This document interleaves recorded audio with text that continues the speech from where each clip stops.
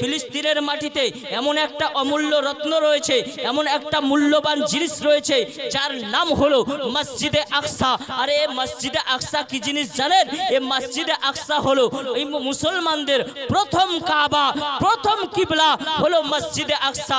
হযরত আদম আলাইহিস সালামের কাবা ছিল মসজিদে আকসা, হযরত শীস আলাইহিস সালামের কাবা ছিল মসজিদে আকসা, হযরত ইসমাইল আলাইহিস সালামের কাবা ছিল মসজিদে আকসা, হযরত ইব্রাহিম খলিলুল্লাহর কাবা ছিল মসজিদে আকসা, হযরত মুসা কালিমুল্লাহর কাবা ছিল মসজিদে আকসা, হযরত ইসমাইল জবিহুল্লাহর কাবা ছিল মসজিদে আকসা, হযরত ঈসা রুহুল্লাহর কাবা ছিল মসজিদে আকসা।